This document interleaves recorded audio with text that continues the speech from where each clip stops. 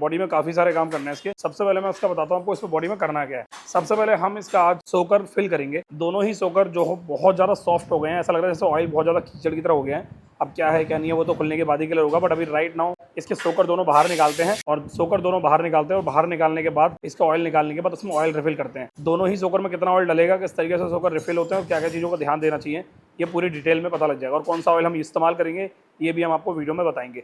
तो फटाफट से सोकर बाहर निकालते हैं। उसके लिए हमें क्या करना पड़ेगा, वैसे तो हमने एक्सेल बाहर निकाल लिया है इसका, क्योंकि इससे वार्म बॉक्स नया डालना था तो हमने सोचा निकाल लेते हैं, इसलिए मैं याद आया कि वीडियो बना देते हैं।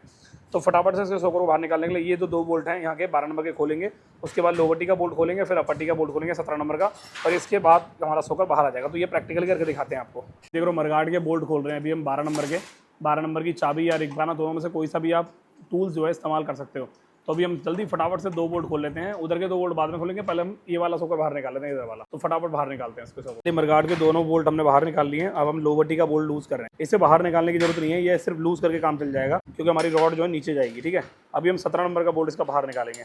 तो इसे बाहर निकालना पड़ेगा हम 17 नंबर के बोल्ट को। कुछ आसानी से इजी वे में खुल जाएगा ये, अगर आपके पास टूल बहुत अच्छे हैं तो ये फटाफट से बाहर निकलता है ये। तो ये हमारा बोल्ट बाहर निकल चुका है। पट पट पट पट पट।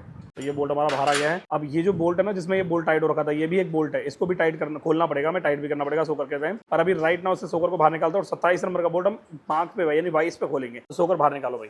ये सोकर काफी ज्यादा गंदा है और काफी ज्यादा मतलब डस्ट वगैरह हो रखा है इस पे, तो पूरा ही सोकर बाहर आ रहा है। तो फटाफट से बाहर निकालते हैं सोकर। हमने रॉड पे जो है ना कपड़ा फंसा दिया है, वैसे रॉड इतना काम नहीं करती, और उसके बाद हमारा बोल्ट जो खुल जाएगा। ये वाला 27 नंबर का बोल्ट हमें खोलना होता है।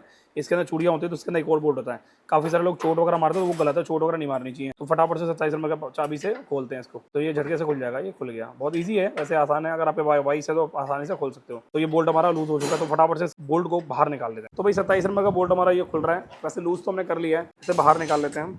ये हमारा बाहर निकल गया बोल्ट है। ये एक बोल्ट है और इसके अंदर एक और बोल्ट लगता है, तो कुछ अलग टाइप का बोल्ट होता है ये। तो फटाफट से इसको हम सोकर के स्प्रिंग को बाहर निकालते हैं। सोकर के स्प्रिंग को जब हम बाहर निकाला तो कुछ इसमें ऑयल होता है, तो उस ऑयल को भी मेरे को ना चेक करना है कि इसमें ऑयल कितना निकला है। तो ये चेक करना जरूरी है मेरे लिए, ताकि मुझे पता लग जाए कि इसमें ऑयल सही है गलत है, तो डिफरेंट हो जाएगा ना आइडिया। वैसे मैं इसमें ज़्यादा नहीं डालूंगा, 165 ml 170 ml ऑयल डालूंगा, और मुझे पता होना चाहिए कि इसके अंदर ऑयल है कितना। तो यहाँ से मैंने इस ऑयल को बाहर निकाल लेता हूँ इसके अंदर से। तो देखो ये ऑयल निकल रहा है स्प्रिंग से। अगर मैं इस स्प्रिंग को सीधा कर दूंगा ना तो इस तरीके से ऑयल नहीं निकलेगा। देखो यहाँ निकल रहा है, अगर देखो यहाँ पे ऐसे करूँगा निकल रहा है ऑयल। अब अगर मैं इसको सीधा कर दूँगा तो ऑयल निकलना बंद हो जाएगा। तो ये ट्रिक होती है, इसका ध्यान रखना है आपको। ठीक है, तो ये हमारा सारा ऑयल इसका निकल चुका है। अब इसके स्प्रिंग को रख देते हैं यहाँ। अब उसके बाद ये मग्गा हमारा खाली है बिल्कुल। इसके अंदर ऑयल निकालते हैं, कितना निकलेगा देखते हैं इसके अंदर हम। तो ये हम हमारा स्प्रिंग के अंदर साथ साथ ये बाहर निकल रहा है। तो ऑयल वैसे मुझे लगता नहीं है कि इसके अंदर 160 ml 65 ml ऑयल निकलेगा, फिर भी एक बार जरा चेक कर लेते हैं।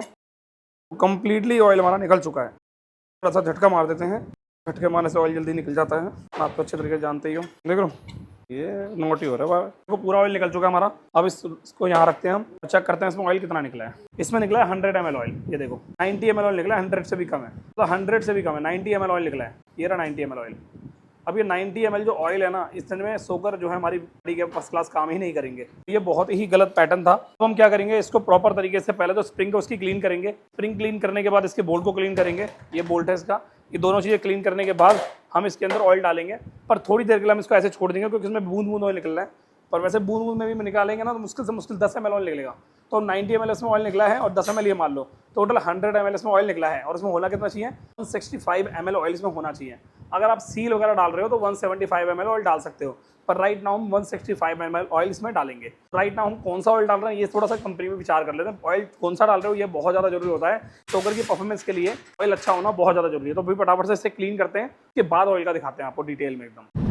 तो कंप्लीटली सोकर की स्प्रिंग हमारी क्लीन हो चुकी है, सोकर हमारा क्लीन हो चुका है प्रॉपर वे में, और सोकर का जो एक बोल्ट था ये भी प्रॉपर क्लीन हो गया है। अब ये तीनों चीजें क्लीन करने के बाद बात आती है सोकर ऑयल की। मैं यूज कर रहा हूँ डिव्योल का सोकर ऑयल, जो कि है अपने आप में बहुत बड़ी कंपनी। मतलब इंडिया में ना काफी बड़ा इसका मैन्युफैक्चरिंग प्लांट है। अगर कभी मौका मिला ना तो इसके मैन्युफैक्चरिंग प्लांट पे जाकर वीडियो भी जरूर बनाऊंगा। और सबसे बड़ी बात यह है कि Gandhar oil refinery Indian limited company इतनी बड़ी कंपनी है लुब्रिकेशन के मामले में कि इसके बहुत सारे प्रोडक्ट आते हैं, जैसे इसकी ग्रीस भी आती है। तो ग्रीस पे भी मैं इंस्टाग्राम पे वीडियो बनाऊंगा और हो सकता है बना भी दियो, देखना जरूर आप। और इसका एक छोटा सा पैकेट जो है ना, ये छोटा बम बड़ा धमाका एक तरीके से है। इसके एक छोटे से डिब्बे से ही आप दोनों सोकर को आराम से इजी वे में रिफिल कर सकते हो। 350 ml इसमें 350 ml ऑयल मिलता है, जो कि अपने आप में एक तरीके से 175 to 175 होता है। बट इसमें दोनों सोकर भरने के बाद भी मेरा 10 ml ऑयल बच जाएगा, तो ये भी वेल एंड गुड है। तो फटाफट से इसकी कैप को ओपन करते हैं, डिव्योल कंपनी की। अच्छा एक बात और मैं सबसे अच्छी लगी मुझे, इसकी जो पैकेजिंग है ना वो मुझे बहुत अच्छी लगी।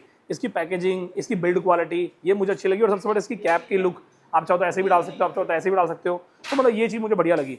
तो अभी मैं इस ऑयल को निकालता हूँ और इस ऑयल को निकाल के इसमें डालता हूँ 165 ml ऑयल। तो फटाफट बाहर निकालते हैं ऑयल को हम। ये हमारा 150 हो गया और ये हमारा हो गया 165 ml ऑयल। ये हमारा ऑयल इसमें बच गया काफ़ी। 165 ml ऑयल हमारा इस तरीके से होता है।